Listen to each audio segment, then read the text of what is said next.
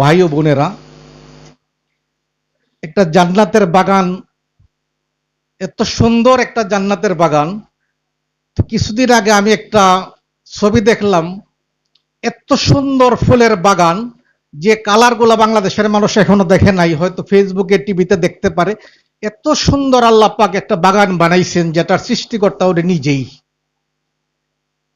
তো ওই বাগানের চেয়েও আজকের এই বাগানটা হাজার হাজার গুণ শ্রেষ্ঠ। আর এই বাগানের মালি আমার মুর্শিদ কেবলা। একটা বাগান যখন, একটা কৃষক যখন দেখবেন ধান ফসল করার পরে এত সুন্দরের ধানের ক্ষেত হয়, ধানের উৎপাদন এত ভালো হয়, কৃষক এমনি অটোমেটিক তার মধ্যে একটা হাসি আসে, আত্মতৃপ্তি আসে, আমি এত সুন্দরভাবে চাষাবাদ করে আমি ধানগুলা ফলন করলাম। আজকে এই দরবারের এই ভক্ত ভাই বোনদের মিলন মেলা, এই মিলন মেলার বাগানের মালি আমার মুর্শিদ কেবলা। তো যাই হোক, আলোচনায় অনেক জিনিসে আসে। সময় কিন্তু দ্রুত বেগবান চলছে, যত গরমই হোক আর ভয়াবহ শীত হোক, সময়টাকে আটকানো যাবে না। গত রমজান মাসে আমাদের চাচাজান হযরত কাজী ফজলুল হক, এই জহিরুল হক শাহ আল কাদরি, উনি ছিলেন আমাদের মাঝে গত রমজান মাসে। আমাদের দরবারের খলিফা হযরত মেহের দেওয়ান রহমতুল্লাহ আলাইহি, উনিও ছিলেন, আজকে উনি আমাদের মধ্যে নাই। সময় চলে যাচ্ছে, এভাবে অনেকেই চলে যাবেন। প্রস্তুতি নিতে হবে।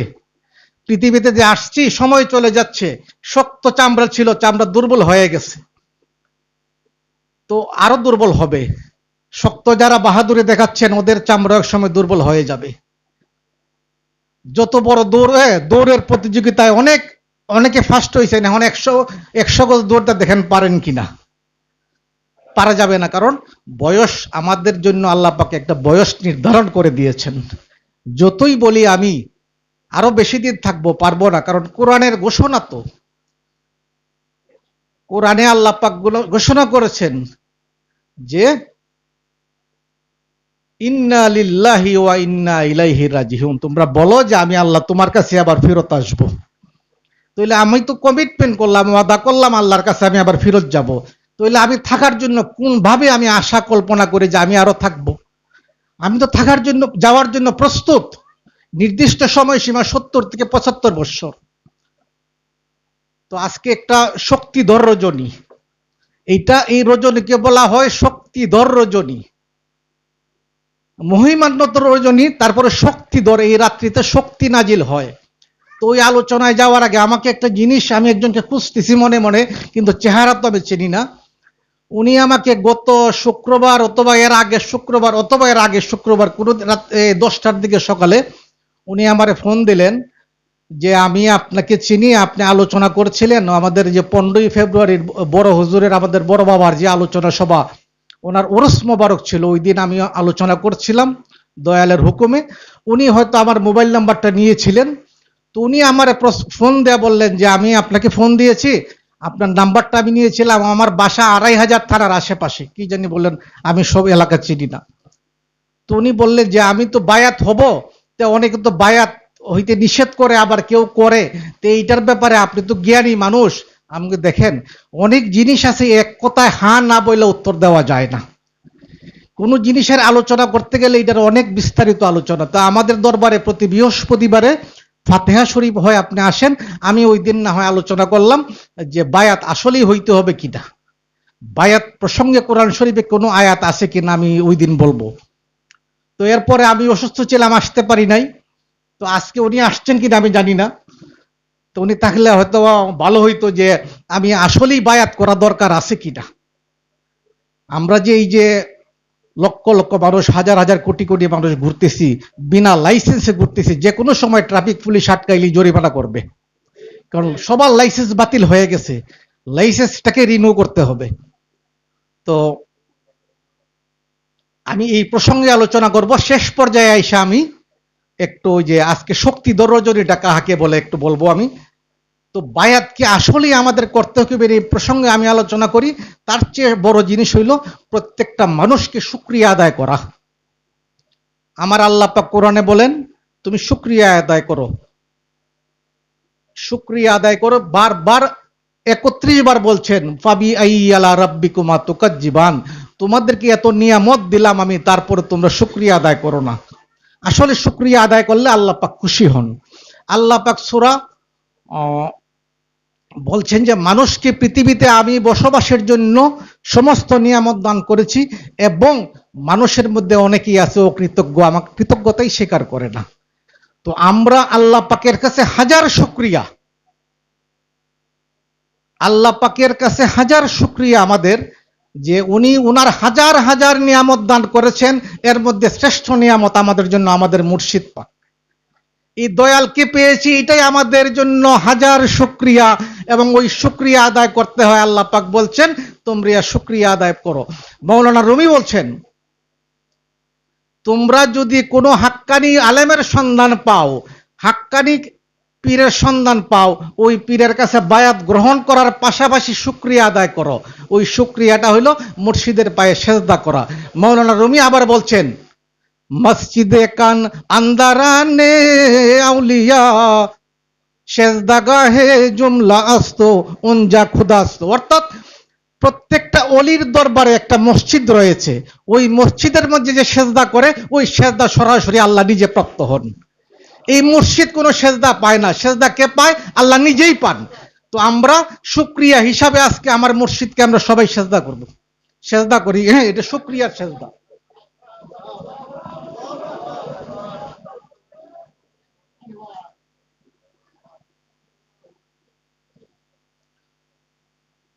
তো যাই হোক, আল্লাহ পাক কোরআনে বলতেছেন সূরা বাকারার মধ্যে বলেন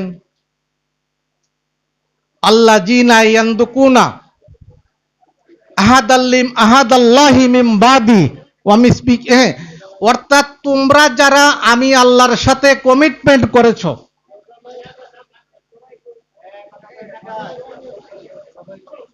এই সামনে একটু আগে আসেন তো, সামনে আগে আসেন, এইদিকে একটা জায়গা স্পেস কমছে, একটু সামনে আগে আসেন। তো আল্লাহ পাক বলতেছেন যারা আমার সাথে ওয়াদা করার পরে ওয়াদা ভঙ্গ করেছো।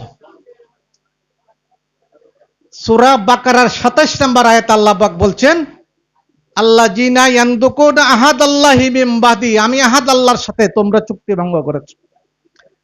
তো আমি তো নিজেই খুঁজে পাই না আল্লাহর সাথে আমার কখন চুক্তি হয়েছিল, আর ভঙ্গই করলাম কখন। আমার আল্লাহ বলেন সূরা আরাফের 173 নম্বর আয়াতে আমার আল্লাহ বলতেছেন আলাস্তু বিরাব্বিকুম, আমি কি তোমাদের প্রভু না? কালু বালা, হ্যাঁ আপনি অবশ্যই আমাদের প্রভু। তো এটা আমি কখন বলছিলাম? নজল দিবসে, যেদিন আল্লাহ পাক সমস্ত রূহকে সৃষ্টি করলেন, করার পরে প্রশ্ন করলেন আমি কি তোমাদের প্রভু কিনা। সবাই বলছি আমরা ওই দিন হ্যাঁ আপনি আমাদের প্রভু, কিন্তু আজকে আমরা ভুলে গেছি। তারপরে উনি আমাদেরকে পৃথিবীতে কিভাবে চলতে হবে একটা গাইডলাইন দিয়ে দিলেন, দীর্ঘ ভাষণ দিলেন, একটা গাইডলাইন দিলেন পৃথিবীতে আমরা কিভাবে চলবো। ওই ওই সূরা 27 নম্বর আল্লাহ পাক বলছেন তোমরা আমার সাথে সুস্পষ্ট অঙ্গীকার। অঙ্গীকারের আবার কিছু ক্লাস আছে, যেমন আমি যদি বলি যে আজকে দরবার শরীফে আমি যাব, এটা 5টার সময় আসলো, আমার আশা হাজিরা হইলো, 8টায় আসলো আমি আসলাম, হাজিরা মিস হবে না। আর যদি বলি যে আমি আমার মুর্শিদের পিছনে মাগরিবের নামাজ আদায় করব, এটা আমার কমিটমেন্ট, সুনির্দিষ্ট ওয়াদা, যদি আমি না আসি আমার ওয়াদা ভঙ্গ হইল। আল্লাহ বললেন তোমরা আমার সাথে সুস্পষ্ট অঙ্গীকার করেছিলা, তাহলে ওই অঙ্গীকারটা কি ছিল? আমি ওই দিন আল্লাহর কাছে বায়াত হয়েছিলাম নজল দিবসে, ওই বায়াতটা আইসা আমি পৃথিবীতে ভঙ্গ করলাম। আল্লাহ পাক বললেন সূরা আনামের মধ্যে আল্লাযীনা কাসিরু আনফুসাকুম, যারা তাদের নফসটাকে ধ্বংস করে দেয়। তাহলে আমরা তো নফস ধ্বংস করে দিয়েছি। সূরা আল আনামের মধ্যে বলছেন 12 নম্বর আয়াতে আল্লাযীনা কাসিরু আনফুসাকুম, যারা তার নফসকে ধ্বংস করে দিল। তা আমরা তো নফস ধ্বংস করছি, এখন মনে পড়ে না কবে আল্লাহর সাথে বায়াত হয়েছিল। আল্লাহর হাতে যে আমার বায়াত হয়েছিল কোরআন সাক্ষী দেয়, কিন্তু আমার মনে নাই। কেন মনে নাই? আমার তো নফসটাকে আমি ধ্বংস করে দিয়েছি। তো এই জন্য আল্লাহ তো হলেন মহা দয়ালু, মহা জ্ঞানী এবং অত্যন্ত দয়ালু, রহমানুর রাহিম। উনি বলতেছেন তোমরা তওবা করো। সূরা 160 নম্বরে, সূরা বাকারার 160 নম্বরে বলছেন তোমরা তওবা করো আমি মাফ করে দিব। তো তওবা করতে হলে তো একটা লোক লাগে, কার কাছে তওবা করব? তারপরে আবার বলছেন, হে সূরা 48 নম্বর আয়াতে বলছেন সূরা বাকারার, হে বনি ইসরাইল, তোমরা আমার সাথে কমিটমেন্ট ফেল করছো, আবার নতুন করে কমিটমেন্ট করো। সূরা বনি ইসরাইল 48 নম্বর আয়াত। অর্থাৎ মুসা নবী যখন পৃথিবীতে আসছিলেন, মুসা নবীর কাছে ওরা অনেকগুলো দাবি দাওয়া দিল বনি ইসরাইল। এর মধ্যে অন্যতম দাবি ছিল ফেরাউনের হাত থেকে আমাদেরকে মুক্তি দিবেন। তো আল্লাহ পাক ফেরাউনের হাত থেকে মুক্তি দিলেন এবং মুসা নবীর কাছে ওরা বায়াত গ্রহণ করলো।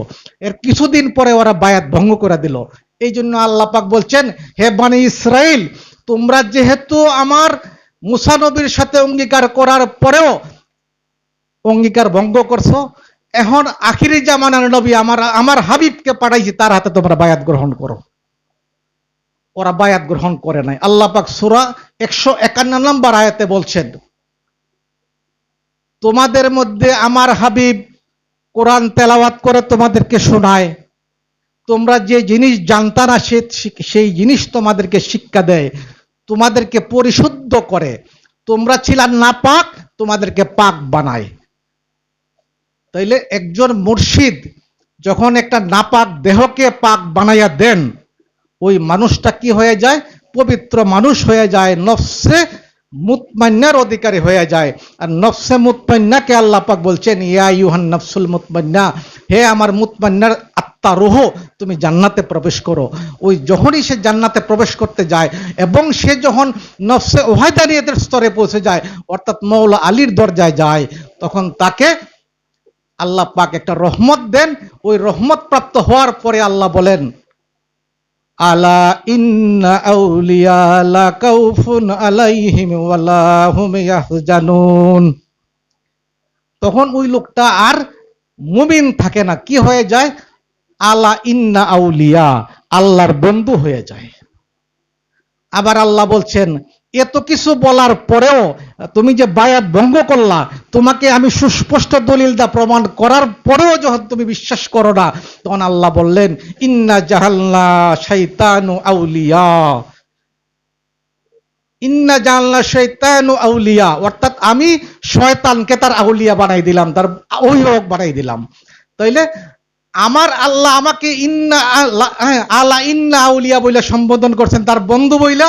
আর যখন আবার ওই জায়গায় বলছেন, সে শয়তানকে আউলিয়া বানাই দিছেন, অর্থাৎ শয়তান তার আউলিয়া। আর আমার বন্ধু আল্লাহ হয়ে গেলেন, আমি একজন মুমিন, নফসে মুতমাইন্নার অধিকারী, ওই নফসে ওয়াহদানে প্রাপ্ত হয়ে গেলাম, আমাকে উনি আমার বন্ধু বলে স্বীকার করলেন। আর যে এইগুলা কিছুই মানে না, তাকে বললেন তার শয়তান হইল তার অভিভাবক। ইন্না জাআলনা শাইতানু আউলিয়া, শয়তানকে আমি তার আউলিয়া বানাইয়া দিলাম।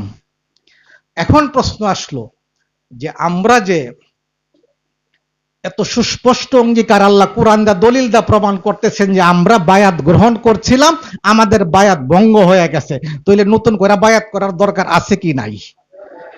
আপনি যার সাথে চুক্তি করেন, যদি চুক্তি ভঙ্গ হয়, আবার নতুন করে চুক্তি করতে হবে। মোটরসাইকেল চালাইতেছেন, লাইসেন্সের মেয়াদ গেছে, নতুন করে রিনিউ করতে হবে লাইসেন্স। আমাদের প্রত্যেকটা মানুষের অঙ্গীকার ভঙ্গ হয়ে গেছে, আমাদের যে বায়াত ছিল আল্লাহর সাথে, সেই বায়াত বাতিল হয়ে গেছে। তাইলে আমাদেরকে প্রত্যেকটা মানুষকে কি করতে হবে? নতুন করে বায়াত নিতে হবে। কার কাছে? আল্লাহর কাছে। এখন এই কলম্বো থেকে শুরু করে যদি আমি নিউজিল্যান্ড পর্যন্ত যাই, নিউজিল্যান্ড থেকে আমেরিকা, কানাডা, সারা বিশ্ব করি, আল্লাহরে পাওয়া যাবে? বায়াত তো নিতে হবে। বায়াত কাকে নিতে হয়? তওবা করতে আল্লাহ বলছেন। তওবা করতে হলে তো একটা লোক লাগবে। কার সামনে তওবা করলাম আমি? সাক্ষী লাগবে না তওবা করতে হইলে? আমি ধরেন আজকে 2500 থানায় একটা অপরাধ করলাম, চুরি করলাম, আমাকে কোথায় সারেন্ডার করতে হবে? সিলেটে না নারায়ণগঞ্জ জেলা জজ কোর্টে? নারায়ণগঞ্জে যাইতে হবে না? আমার জুরিডিকশন নারায়ণগঞ্জ, আমি অপরাধ করছি নারায়ণগঞ্জে। তো আমার যেহেতু বায়াত ভঙ্গ হয়ে গেছে, আল্লাহর কোন প্রতিনিধি যদি বাংলার জমিনে থাকে, তার কাছে বায়াত নিতে হবে। আল্লাহর যদি কোনো প্রতিনিধি, যাকে আল্লাহ স্বীকার করেন, যাকে মওলা আলী রিকগনাইজ করেছেন তার সিলসিলার মাধ্যমে, তার কাছে বায়াত গ্রহণ করতে হবে। এখন কোরআন হইল একটা সারা বিশ্বের মহাজ্ঞান ভান্ডার, এই কোরআনকে বিকৃত করা মানুষ জাহান্নামের দিকে যাচ্ছে। একটা ঘটনা বলি আমি, ধরেন দুইটা কোর্ট আছে, একটা সিভিল কোর্ট আর একটা ফৌজদারি কোর্ট।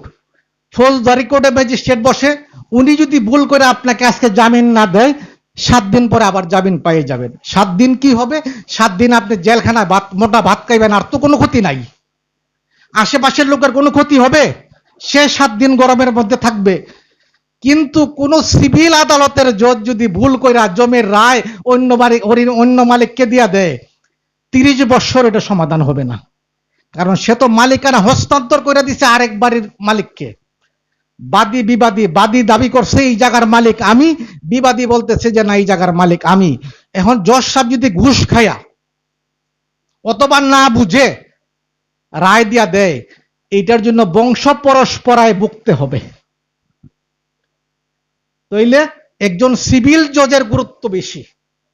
তো এখন দেখেন, একজন রিক্সা চালক, সবজি বিক্রেতা, সে যদি কোনো ভুল করে, তার বলে সমাজের তেমন ক্ষতি হবে না, তার পরিবার ভোগ করবে। কিন্তু যদি একজন আলেম ভুল করে, হাজার হাজার মানুষ জাহান্নামে যাবে, তার অনুসারী হাজার হাজার মানুষ জাহান্নামের দিকে দাবিত হবে, এবং রোজ কিয়ামত পর্যন্ত তার অনুসারী থাকবে দুনিয়ার জমিনে। তো আমি এইটা বললাম কেন, আরো শর্ট করে আমি বলি। ওই যে আমার ওই ছেলেটা, আমার ছোট ছেলে, ও যখন এত বড় ছিল, তো ওরে নিয়ে আমি বাসার থেকে যখন রামপুর দরবারে যেতাম, আমার ওয়াইফ বলতো কি, ওর হাতে ধরে রাখো, রিক্সাতে পড়ে যাবে। তা আমি হাতে ধরে রাখতাম। ও বলতো কি, তুমি হাতে ধরে রাখছো কেন? তোমার মা বলছে হাতে ধরে রাখতে। তুমি যদি পড়ে যাও, রিক্সা করা ব্রেক ধরবো, তুমিও পড়বা, সাথে আমারে নিয়ে পড়বা, তার চেয়ে বরং তোমার মতো তুমি তাহো, আমার মতো ধরতে দেও। হ্যাঁ, এই মোল্লা মৌলবীদের পথে অনুসরণ করে কত মানুষ যে জাহান্নামের দিকে যাবে। আমি একটা উদাহরণ দেব কোরআনের আয়াত দিয়ে। তো আমি ধরেন, কোন আলেম যদি একজন আলেমকে গালি দিয়ে সমালোচনা করে, বুঝতে হবে যে উনি একজন সত্যিকারের লাইন পেয়েছেন, যার জন্য আলেমদের উনি ভুল ধরতে পারেন। তো মৌলানা মুজাম্মেল হক সম্ভবত নাম, উনি একটা প্রিন্সিপাল। উনি কোন মাদ্রাসার প্রিন্সিপাল, উনি কোরআনের তাফসীর করেন এবং মসজিদে খুতবা দেন। তো উনি বলতেছেন যে বায়াত গ্রহণ করার কোনো দরকার নাই। এতদিন ওনাকে আমার ভালো লাগতো কেন, উনি আলেমদের গালি করতেন, হাদিস সম্পর্কে বলতেন যে হাদিসের কোনো প্রয়োজন নাই, জাল হাদিস। তো দেখতাম প্রায় সালাফিদের সাথে ওনার প্রায় ঝগড়াঝাটি করতো। তো আমি ওনাকে খুব পছন্দ করতাম, যে যেহেতু লোকটা, তবে ওনার তফসির আমার ভালো লাগতো না। কেন লাগতো না? কোরআনের তফসির করা এক জিনিস, কোরআনের সৌদি আরবের ভাষা মুখস্থ করে কোরআনের তফসির করা এক জিনিস, আর এলমে লাদুনি প্রাপ্ত মুর্শিদের কাছে বায়াত হইয়া কোরআনের শিক্ষা নেওয়া আরেক জিনিস। তো ওনার ব্যাখ্যা আমার ভালো লাগে না। তো কালকে হঠাৎ করে আমার নজর পড়লো, উনি বলছেন বায়াত গ্রহণ করার কোনো দরকার নাই। কোরআন সূরা ওয়াকিয়ার 83-84 নম্বর আয়াতে উনি বলছেন, আল্লাহ বলতেছেন, নাহনু আকরাবু ইলাইহি বিনকুম ওয়ালাকিল্লা তুফসিরুন। অর্থাৎ একটা মানুষ যখন মৃত্যু মুখে, আজরাইল যখন তাকে জান কবজ করার জন্য আসে, এই লোকটা শায়িত হয়ে থাকে, তার আত্মীয় স্বজন ঘেরাও করে বসা থাকে। আল্লাহ পাক আত্মীয় স্বজনদের উদ্দেশ্য করে বলছেন, ওই লোকটার রূহ যখন কণ্ঠদেশের কাছে চলে আসছে, তোমরা কেউই দেখতে পাচ্ছ না, কিন্তু আমি তো তার কণ্ঠদেশে বসে রয়েছি। তাহলে আল্লাহ যদি ওই মানুষের কণ্ঠদেশে বসে থাকেন, তাইলে এখানে আর উসিলার দরকারটাই, আল্লাহ তো ওনার সাথে মিশেই আছেন। তাইলে ওই জায়গায় পীর সাহেব কি করবেন? ওই জায়গায় পীরের কোনো ফাংশন আছে কিনা? তখন তো আমি দেখলাম যে আমার মাথা তো গরম হয়ে গেল, যে হ্যাঁ আসলে তো তাই। এই লোকগুলা তো মানুষকে পথভ্রষ্ট করবে, কোরআনের আসল তাফসীর তো সে পড়েই নাই। আল্লাহ পাক কোরআনে সূরা কাফের 16 নম্বর আয়াতে বলছেন, নাহনু আকরাবু ইলাইহি মিন হাবলিল ওয়ারিদ, আমি তোমার শাহরগের কাছে বসবাস করি। তো এটা হইল সার্বক্ষণিক বসবাস। কার? শাহরগের কাছে, যিনি নফসে মুতমাইন্না প্রাপ্ত, ওনার শাহরগের কাছে বসবাস করে, সাধারণ পাবলিকের কাছে না। আর যখন একটা মানুষের মৃত্যু ঘটে, ইহুদি বৌদ্ধ পাপী নাপাপ মুমিন সমস্ত মানুষের যখন রূহ কবজ হয়, তখন আল্লাহ পাক সামনে থাকেন। কেন থাকেন তিনি? উনি শ্রেষ্ঠ বিচারক হিসাবে থাকেন। উনি কোনো ওনার কোনো ভূমিকা এখানে নাই, উনি শ্রেষ্ঠ বিচারক। বিচারক হিসাবে উনি দেখেন আজরাইল ঠিক মতো জান কবজ করে কিনা। একজন বিচারক যখন মঞ্চে বসে রায় ঘোষণা করে, বাম পাশে বাদী, ডান পাশে আসামি, বিচারক নিরপেক্ষ না পক্ষপাতিত্ব করে বিচারক? আইনত উনি নিরপেক্ষ। আল্লাহ ওই আয়াতে বলছেন আমি নিরপেক্ষ, এখানে আমি কারো কিছুই করি না, আমি নিরপেক্ষভাবে দেখি বান্দার হাল হকিকত, ডান দিকে যায় আমল নামা না বাম দিকে যায়, আমি ওইটা দেখি। আর আমি দেখি আজরাইল তার জানটা সঠিকভাবে কবজ করতে পারছে কি না। তাইলে প্রশ্ন হইল, তাইলে জায়গায় জায়গায় আছে আল্লাহর অলিয়ারা সাফাত করবেন, কখন করবেন? ওই মুহূর্তে তো সাফায়াতের কোনো সিস্টেম নাই। সাফায়াত কখন হবে? সাফায়াত হবে দুনিয়াতে, যেদিন আপনি মুর্শিদের হাতে হাত রেখে বায়াত গ্রহণ করেছেন, ঈমান এনেছেন, সেই দিন থেকে আপনাকে মুর্শিদ কি দিবেন? ওষুধ দিবেন, মেডিসিন প্রেসক্রিপশন দিবেন, কেমনে কেমনে আপনার ভিতরের জঞ্জালগুলা, নফসে আম্মারার যে গুণ কাসিয়তগুলা কিভাবে ক্লোজ হয়ে যাবে, বন্ধ হয়ে যাবে, ডেসপাস হয়ে যাবে, আউট হয়ে যাবে, বিতাড়িত হয়ে যাবে। ওই দিন থেকে মুর্শিদ সাফায়াত শুরু করছেন। ওই মুহূর্তে তো সাফায়াত করার কোনো সিস্টেম নাই। উনি যদি মুর্শিদ যদি আমাকে যুগের পর যুগ সাফায়াত করতে করতে নফসে মুতমান্না নিতে হয়, তাহলে তো অনেক সময়ের প্রয়োজন। ওই জান কবজের মুহূর্তে কিছুই করার নাই। তাইলে মোল্লা ওই মৌলবী জিনিসটার অর্থটাই সে বুঝে নাই, তফসিরটাই সে বুঝছে না। ওইখানে আল্লাহ ছিলেন, এটা সত্য, আল্লাহ ছিলেন জান কবজের সময় উনি বিচারক হিসাবে, সৃষ্টিকর্তা হিসাবে। তাইলে উনি ভুল বুঝছে, উনি কোরআনের তফসির করতে পারে নাই। তাইলে ওনার তফসির যারা শুনবে, শোনার পরে তো বলবে হ্যাঁ ওই সময় তো আমাকে সাফায়াত করার অথবা মুর্শিদ ওই সময় তদবির করার, মুর্শিদের সাফায়াতের তো কোনো সুযোগ নাই, কারণ আল্লাহ তো নিজেই অন দ্য স্পট এখানে হাজির। তাইলে ওনার আমলটা যারা গ্রহণ করবে, ওনার আমল এবং ওনার বয়ানটা যারা গ্রহণ করবে, সবাই পথভ্রষ্ট হয়ে যাবে। কারণ উনি তো বলছেন যে না, বায়াতের কোনো প্রয়োজন নাই, এখানে এই মুহূর্তে ওসিলার তো কোনো প্রয়োজন নাই। আরে ওসিলা তো আগেই ঘটবে, ওসিলার ফাংশন তো আগেই হবে। মুর্শিদ তো তার বান্দাটাকে, তার গোলামটাকে পরিশুদ্ধ করতে করতে এমন একটা পর্যায়ে নিয়ে যাবেন, ওই পর্যায়ে ওনার জবান আর কিছুই বাইরে হবে না, যা বলবে আল্লাহ স্বয়ং নিজেই বলবেন। আপনারা শুনছেন না, একটা হাদিসে আছে হযরত খাদিজাতুল কুবরা বলছেন যে ওনার কবরের সওয়াল জবাব যেন হুজুর পাক যেন কবরের পাশে বসে থাকেন। কথাটা সত্য যে যেন আল্লাহ পাক বলছেন যে হ্যাঁ খাদিজার জবাব আমি আল্লাহই দিয়ে দিছি। আল্লাহ প্রত্যেকটা মুমিন মানুষের জবাবে আল্লাহ দিবে, কোন ফেরেশতার সাথে আপনার আমার মুখোমুখি হইতে হবে না, আল্লাহ নিজেই জবাব দিবে। কেন দিবে? মৌলানা রবি বলছেন গুপ্তে আমান জবানে চশমে তু মান হালাজু মান রেজাও কসমে তু। অর্থাৎ একটা প্রসিদ্ধ হাদিস রয়েছে, একটা মানুষ নফল ইবাদত করতে করতে যখন সে পরিপূর্ণ হয়ে যাবে, একটা মানুষ নফল ইবাদত করতে করতে যে সমস্ত সফল ইবাদত হয়ে যাবে, তখন আমি আল্লাহ ওই বান্দার হাত, বান্দার মুখ, বান্দার পা সমস্ত আমি আল্লাহ হয়ে যাব। তখন ওই বান্দা জবান দিয়ে যা বলবে ওটা তো আল্লাহই বললেন, ওই বান্দার তোর কোনো ভূমিকা নাই। যেদিন কবরের মধ্যে মনকিরে নকিরের সওয়াব জাল হবে, ওই দিন কোনো বান্দা জবাব দিবে না, দেবে আল্লাহ নিজেই জবাব দেবে, কারণ আল্লাহ তো ওই বান্দার মধ্যে। আর যদি আমি আল্লাহকে ওই বান্দার মধ্যে আনতে না পারি, আমি ব্যর্থ। আমার মুর্শিদের ওষুধ আমার কার্যকর হয় নাই, 3 বার দিতে খাওয়াইতে বলছেন, আমি দিনে 1 বার খাইছি।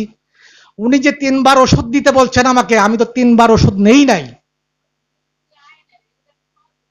তাহলে এই জন্য বলছি যে একজন আলেম মানুষকে পথভ্রষ্ট করতে পারে, একজন সাধারণ মানুষকে পথভ্রষ্ট করতে পারবেন না। পথভ্রষ্ট করবে আলেম সমাজ। কাজেই প্রত্যেকটা মানুষকে বায়াত গ্রহণ করতে হবে। যারা আমরা ওয়াদা ভঙ্গ করেছি, যাদের বায়াত ভঙ্গ হয়েছে, সবাইকে বায়াত গ্রহণ করতে হবে। বাংলাদেশের কে সারা বিশ্বের 95% মানুষের বায়াত নাই, বায়াত ছাড়াই করতেছে, কাবিন ছাড়াই চলছে। কিন্তু প্রত্যেকটা লোককে বায়াত গ্রহণ করতে হবে। কে কি বলল সেটা ব্যাপার না, কোরআন কি বলল সেটাই, কোন আলেম কি বলল সেটা না। কারণ কোরআন আল্লাহ পাক কি বলছেন সেটা। আল্লাহ তো বলছেন তুমি আমার বায়াত ভঙ্গ করছো, তাহলে আবার বায়াত নিতে হবে। ভঙ্গ যেহেতু হয়েছে ভঙ্গ, তাহলে আবার বায়াত গ্রহণ করতে হবে। তো যাই, এইটা হইল আমাদের মানুষকে বিপদগামী করতেছে এই দেশের আলেম সমাজ। কোরআনকে না বুঝে কোরআনের তফসির করে না। কোরআনকে বুঝতে হইলে কোরআনের তফসির তারাই করবে যারা হেরা গুহার জ্ঞান প্রাপ্ত হইয়া মৌলা আলীর সিলসিলায় যারা মুর্শিদ কামেল হয়েছেন, ওনাদেরকে সেই ক্ষমতা আছে বায়াত নেওয়ার। আর ওই মুর্শিদের হাতে বায়াত নেওয়া মানেই আল্লাহর হাতে বায়াত নেওয়া। ইন্নাল্লাহ জিনা ওয়া বায়ুনাকা ইন্নামা ওয়া বায়ুনাল্লাহ ইয়াদুল্লাহু ফাওকা আইদিহিম। হে নবী, আপনার হাতে যারা বায়াত গ্রহণ করছে ওরা আমি আল্লাহর হাতেই করছে। তাহলে মুর্শিদের হাতে যারা বায়াত নেবে ওইটাও তো আল্লাহর হাতেই বায়াত নেবে, কারণ মুর্শিদ তো আল্লাহরই প্রতিনিধি। নবুয়ত খতম হয়েছে, রেসালত খতম হয় নাই, বেলায়েত খতম হয় নাই। বেলায়েতের দ্বারা চলতেছে এবং চলতেই থাকবে কিয়ামত পর্যন্ত। সৃষ্টি ক্লোজ হবে না।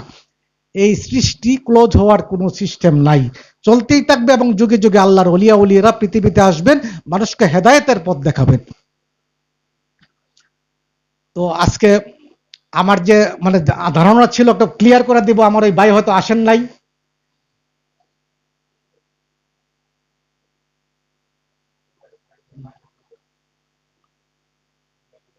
তো যাই হোক, আমরা পাঁচটা এখন আজকে শক্তিধর রজনীটা কি একটু ব্যাখ্যা দেই। শক্তিধর রজনী একটা আছে, মহিমান্বিত রজনী, আজকে হচ্ছে শক্তিধর রজনী। তো ইন্না আনজালনাহু ফি লাইলাতুল কদর, হু নাজিল হয়, বলে নাই কোরআন নাজিল হয়, বলছে হু নাজিল হয়। এই হুটা কি? এই হু হইল আসমানি শক্তি।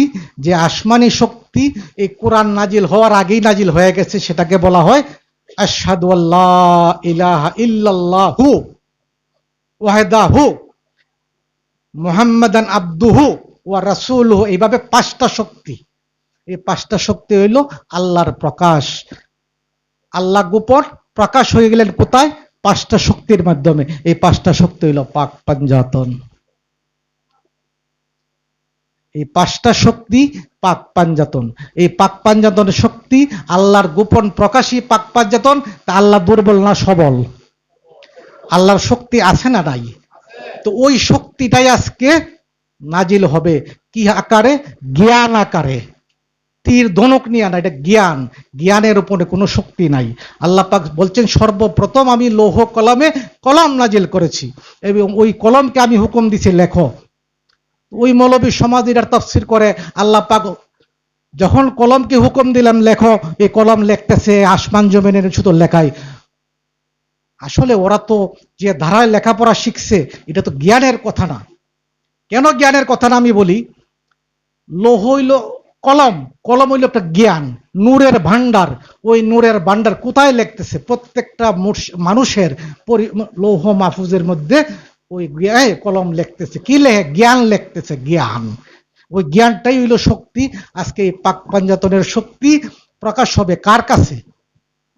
যিনি শবে বরাত প্রাপ্ত হয়েছিলেন। শবে বরাতের আলোচনায় বলছিলাম, যারা শবে বরাত প্রাপ্ত হয়েছেন তাদের জন্য আজকে শবে কদরে শক্তি দেওয়া হবে, হু নাজিল করা হবে। এই জন্য আল্লাহ পাক বলছেন এইটা, এই রাত্রিটা হলো 1000 বছরের চেয়ে শ্রেষ্ঠ রজনী, শবে কদর।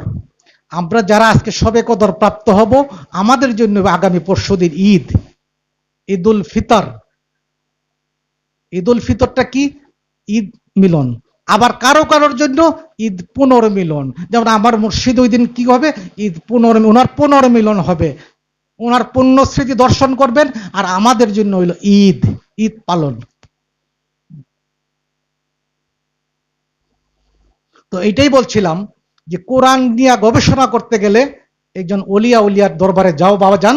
এই সমস্ত আলেম সমাজের উদ্দেশ্যে বলি, তোমরা যা বলো, যেমন দেখেন আল্লাহ পাক বলছেন যে আমি কোরআনকে সমস্ত সৃষ্টি জগতের দলিল, সূরা জাসিয়ার 20 নম্বর আয়াতে, হাযা বাশাইরুল লিন-নাসি ওয়াদান ওয়া রাহমাতাল লিল কাওয়িন উয়ুকিন, সমস্ত মানব জাতির জন্য আমি কোরআনকে মহাগ্রন্থ হিসাবে, সংবিধান দলিল হিসাবে পাঠাইলাম।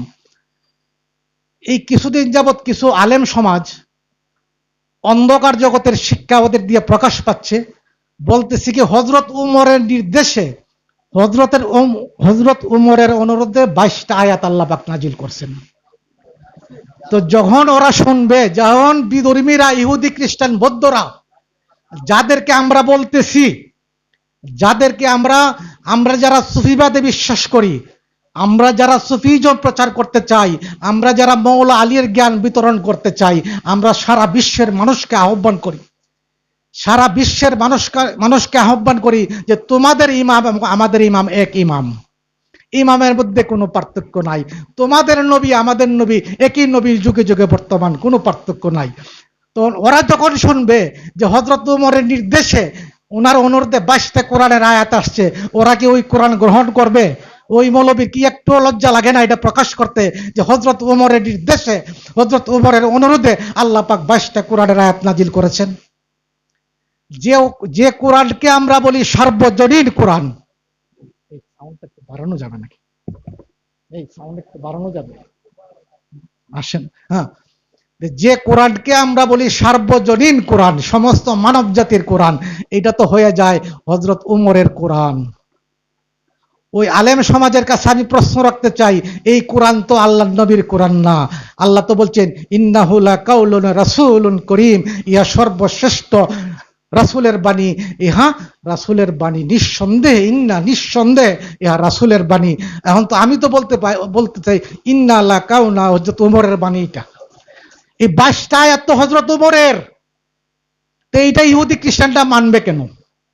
তো এই জন্যই আলেম সমাজের শিক্ষা মানুষকে পিছনের দিকে নিয়ে যাওয়ার। অথচ দেখেন একটা সময় যখন এই ধর্মজগৎটাকে লিডিং দিতে দিয়েছিলেন আল্লাহর ওলিয়ারা, ইবনে সিনাকে বলা হয় চিকিৎসা বিজ্ঞানের জনক। ইবনে সিনা, ওনাকে মৌলবীরা কাফের ফতোয়া দিয়েছে, অথচ উনি কোরআন গবেষণা করে মেডিসিন আবিষ্কার করেছেন। রসায়ন বিজ্ঞান শাস্ত্রের জনক একজন মুসলমান। ওই শিক্ষাকে দূরবীত করে আজকে মাদ্রাসা মসজিদে মোল্লাতন্ত্র কায়েম করা হয়েছে, এজিদের ইসলাম কায়েম করা হয়েছে। আল্লাহর ওলিয়ারা গোপনে আস্তানায় চলে গেছেন, কোনো প্রকাশ্যে বক্তব্য রাখার কোনো সুযোগ নাই। আমি আলেম সমাজকে চ্যালেঞ্জ দিয়ে বলতে চাই, কোরআনের ব্যাখ্যা আমি 100 বার দিতে পারবো যে বায়াত গ্রহণ ছাড়া মুক্তির কোনো পথ নাই। এই সুস্পষ্ট দলিল হইল আমাদের প্রত্যেকটা মানুষের বায়াত ভঙ্গ হয়েছে, নতুন করে বায়াত গ্রহণ করতে হবে। ওরা যে বলে বায়াতের দরকার নাই, এটা সম্পূর্ণ মিথ্যা, কোরআনকে অপমান করার শামিল। তাহলে আমরা সুফিবাদে বলে বিশ্বাস করি, আমরা বলে বায়াত নিতে হবে। আসেন মুর্শিদের দরবারে, যে কোনো মুর্শিদ হাক্কানি আলেমের দরবারে যান, বায়াত গ্রহণ করেন। ওই যে শিক্ষা গ্রহণ করতেছেন, ওই শিক্ষা মানুষকে জাহান্নামে নিবে, কোনো মানুষকে মুক্তি দিতে পারবে না। মুক্তির শিক্ষা নিতে হইলে উলিয়ার দরবারে যাইতে হবে, যেই শিক্ষা মানুষের মুক্তি, হিন্দু বৌদ্ধ খ্রিস্টানের মুক্তি না, মানুষের মুক্তি। আর মানুষের মুক্তি হইল কোরআনের শিক্ষা, নবীর শিক্ষা। এখন আমরা মনে করি কি মুসলমানের মুক্তি না, মুসলমানের তো কোনো মুক্তি নাই। কোনো মুসলমান তো জান্নাতেও যাবে না, তিনি জান্নাতে যাবেন যিনি মুমিন হইছেন। যিনি মুমিন তিনি মানুষ, যিনি মানুষ হইতে পারছেন তিনি জান্নাতে যাবেন। মানুষের 3টা স্তর, মুমিন, মুসলমান, মুত্তাকিন, আমানু, এই 4টা স্তর দিয়ে গেলে পরে একটা লোক হয় পরিপূর্ণ মানুষ। ওই পরিপূর্ণ মানুষটাই জান্নাতে যাবে, কোনো মুসলমান যাবে না। যাইতে হইলে তাকে আগে মানুষ হইতে হবে। ওই খাবারের মধ্যে ফরমালিন মিশাইয়া কেউ মুসলমান হইতে পারবে না। এই ফরমালিন যখনই সে বন্ধ করবে, সে একজন মুসলমান হয়ে যাবে। তার পরিচয় হিন্দু বৌদ্ধ খ্রিস্টান নয়, তার পরিচয় সে একজন মানুষ, আর একজন মানুষই জান্নাতি। শেষ করে দেব। তো যাই হোক, আজকে পবিত্র রজনী, আমরা 5টা বস্তু নিয়ে পৃথিবীতে এসেছি, 5টা জিনিসের উপর ঈমান এনেছি। প্রথমে ঈমান, কালেমা, নামাজ, রোজা, হজ, জাকাত। এই পাঁচটাই কিন্তু খণ্ডকালীন। আমরা আজকে এই পাঁচটা খণ্ডকালীন বিষয় নিয়ে দৌড়াদৌড়ি করতেছি না।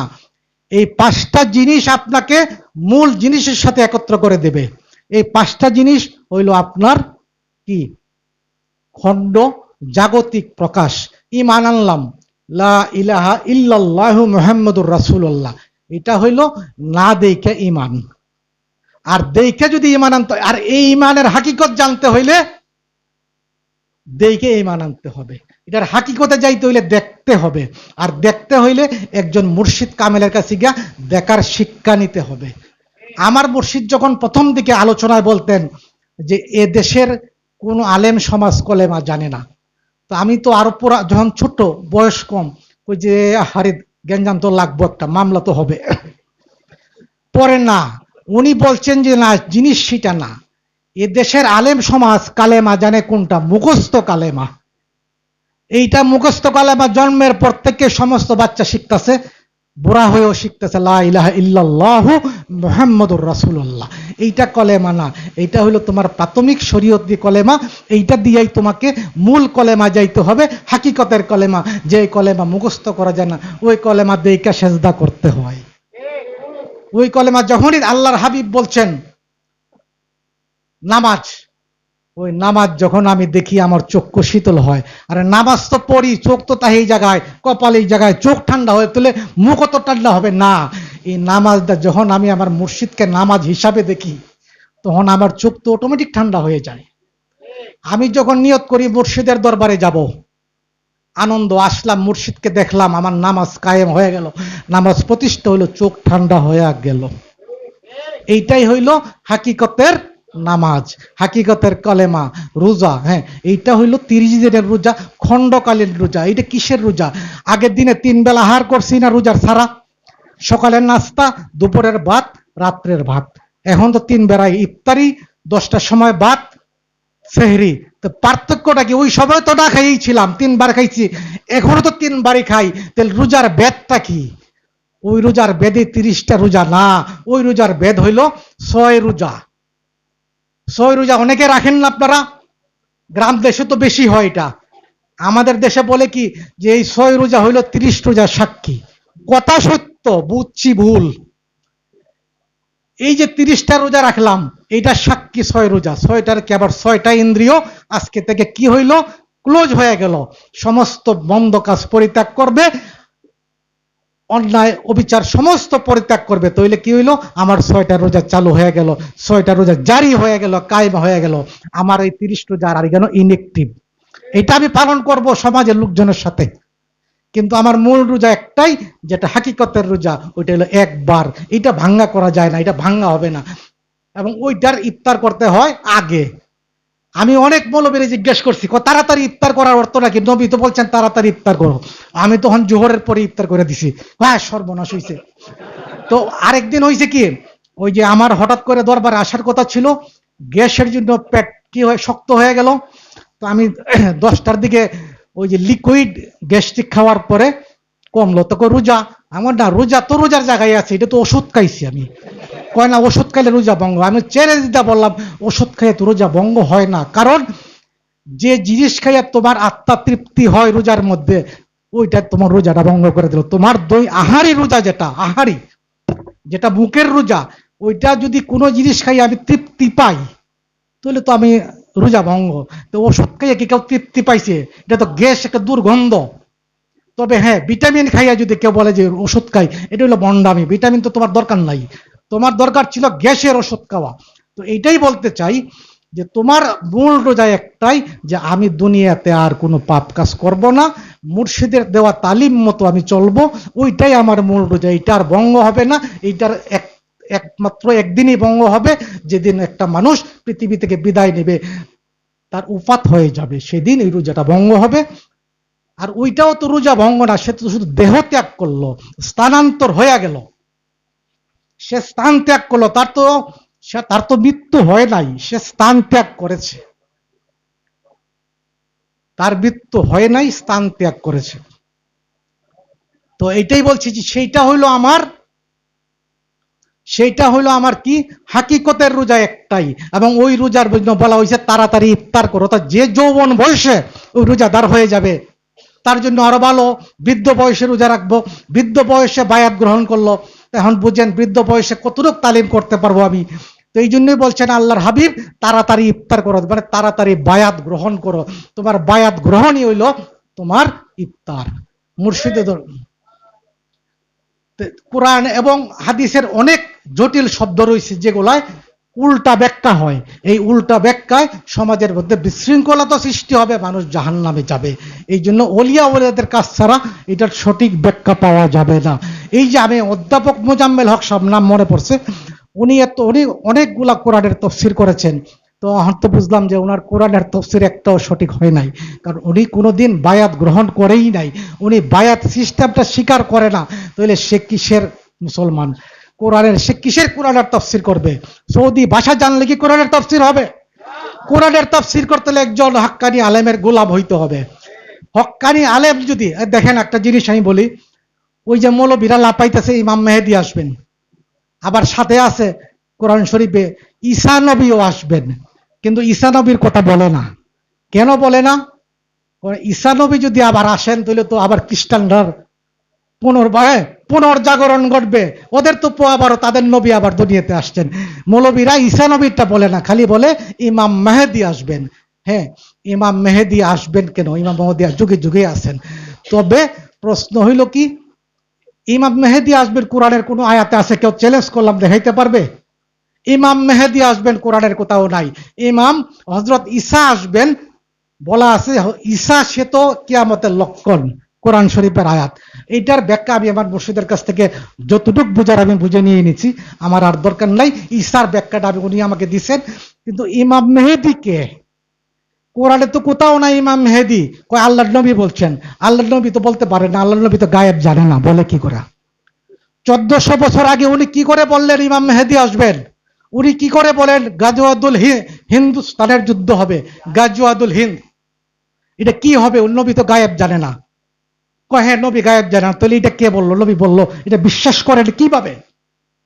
নবী তো গায়েব জানেন না, সমস্ত আলেম সমাজ স্বীকার করে নবী গায়েব জানেন। আর নবী গায়েব জানেন কিনা এটা এক কথায় বলা সম্ভব না। কোরআনের বলা আছে নবী গায়েব জানেন না। নবী বলে দেন আমি কোনো গায়েব জানি না, আপনি ওদেরকে পরিষ্কার না করে দেন, কোরআনের আয়াত।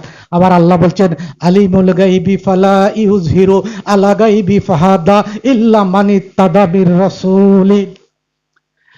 আমি আবার গোপন কথা কাউকে শেয়ার করি না আমার নবী ছাড়া। তো কি হইল? নবী গায়েব জানে না, না জানে না? তো এটা তো এক কথায় উত্তর দেওয়া যাবে না। জজ সাহেব, এই উকিল সাহেব মক্কেলকে প্রশ্ন করে কি, মক্কেলকে চিনছে, ওই মক্কেল প্রায় মিথ্যা সাক্ষী দেয়। এই তুমি কি এখনো আগের মতো মিথ্যা সাক্ষী দেও? এক কথায় কইবা হা অথবা না। এটা তো এক কথার জবাব দেওয়া যায় না। যদি বলে না তাহলে আগে দিত, এখন দেয় না। আর যদি বলে তাহলে তাহলে সে মিথ্যা সাক্ষী দিছে। এক কথায় নবী গায়েব জানে কিনা এটার কোনো সমাধান নাই।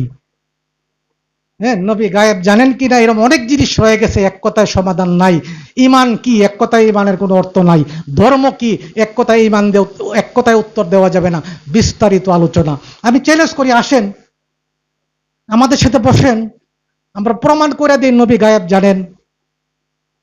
আমরা প্রমাণ করে দেই বায়াত গ্রহণ করতে হবে, বায়াত ছাড়া মুক্তির কোনো পথ নাই, কোনো পথ নাই। এই জায়গায় কোনো আপোষ নাই। কারণ আপনি সারা বছর ভালো রেজাল্ট করছেন, পরীক্ষার খাতায় আপনার নাম বেতনের জন্য নাম কাইটে রাখছে, কোনো লাভ হইব? বেতন না দেওয়া পর্যন্ত পরীক্ষা দিতে পারবেন? যত ভালো ছাত্র হন, যত বড় বড় লম্বা গজল গাইয়া মাহফিল করেন, কোনো সমস্যা নাই, আগে বায়াত গ্রহণ করেন। বায়াত ছাড়া মুক্তির কোনো প্রশ্নই। যে কোনো জায়গায় বাহাস করতে প্রস্তুত। খালি কয় কি, ওই যে হাদিস দেখায়। আর এগুলো তো সৌদি আরবের ভাষা, সৌদি আরবের ভাষাতে লেখা হয়েছে হাদিস।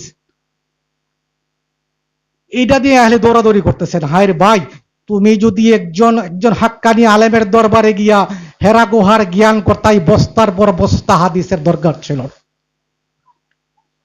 এই হাজার হাজার হাদিসের বস্তা পরিণয় চ্যালেঞ্জ করতে পারবো, ব্যর্থ হইয়া কোনো জায়গা থেকে ফেরত আসবো না, প্রমাণ করে দিয়ে আসবো বায়াত গ্রহণ করা জরুরি, কোরআনের হুকুম।